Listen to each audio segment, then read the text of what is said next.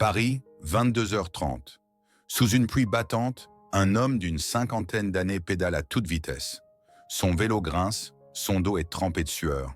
Le sac Uber Eats sur son dos tangue dangereusement alors qu'il évite de justesse un scooter qui manque de le renverser. « Bordel, j'étais pas censé être ici !» grogne-t-il en manquant de heurter une poubelle. Il regarde son téléphone. Livraison en retard de 3 minutes. Risque de pénalité. Ce n'est pas un livreur comme les autres. C'est Jean Castex, ancien Premier ministre de la France. Comment a-t-il atterri là? Pourquoi se retrouve-t-il à livrer des tacos froids aux 4 coins de Paris en pleine tempête? Ce n'est pas une descente aux enfers. C'est un voyage initiatique. Et il ne sait pas encore qu'il s'apprête à changer le destin de milliers de travailleurs précaires. Bienvenue dans la plus improbable des quêtes héroïques. Envie de lire la suite? Attache ta ceinture, ça va secouer. Jean Castex, ancien Premier ministre, coule une retraite paisible dans son sud-ouest natal. Mais après quelques mois d'ennui, il ressent un vide. Gérer la pandémie et réformer les transports, c'était bien.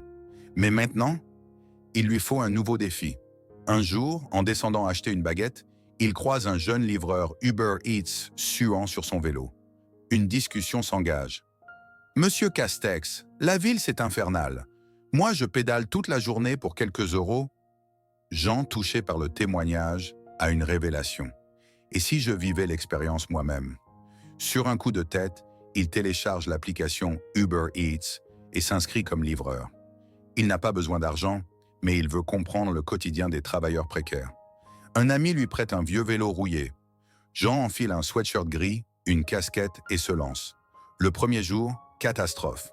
Son vélo grince, son GPS le perd en plein Paris et il se fait klaxonner par une moto alors qu'il galère à traverser une avenue.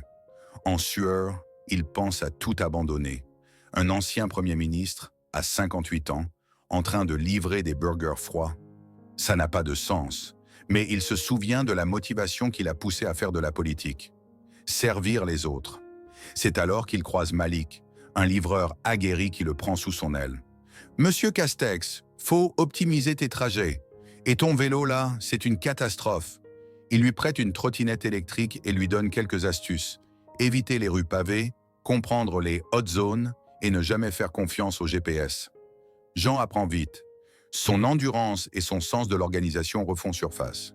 Le premier défi sérieux arrive. Une commande pour un client VIP dans une tour de la Défense.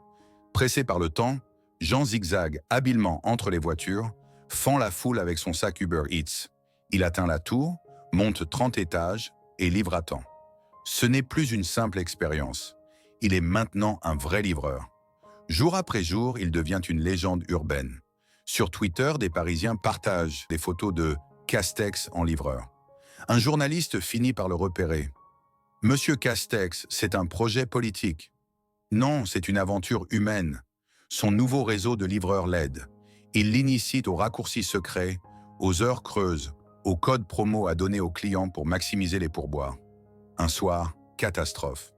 Uber Eats annonce un nouveau système de rémunération qui baisse encore les tarifs. Les livreurs sont furieux. Jean sent que son devoir l'appelle. Il doit agir. D'Uber France. Des centaines de livreurs se rassemblent. Castex grimpe sur une caisse et harangue la foule. « Nous ne sommes pas des robots. Nous méritons des conditions justes. » Les médias s'enflamment. L'ancien Premier ministre devenu livreur à la tête d'une révolte sociale? C'est du jamais vu. Face à la pression, Uber Eats accepte des négociations. Des améliorations sont annoncées, un minimum garanti par course et une meilleure couverture en cas d'accident. Jean Castex, héros improbable, a réussi à changer le système de l'intérieur. Après 6 mois, Jean raccroche son sac Uber Eats. Il retourne à sa vie normale, mais transformée. Il décide d'écrire un livre. Dans la peau d'un livreur, les médias, les politiques et les citoyens le voient autrement. Lui-même se sent différent. Il a compris une vérité essentielle. L'héroïsme ne réside pas dans les grandes décisions, mais dans les petits gestes du quotidien. Et c'est ainsi que Jean Castex, ancien Premier ministre, est devenu une légende vivante des rues parisiennes.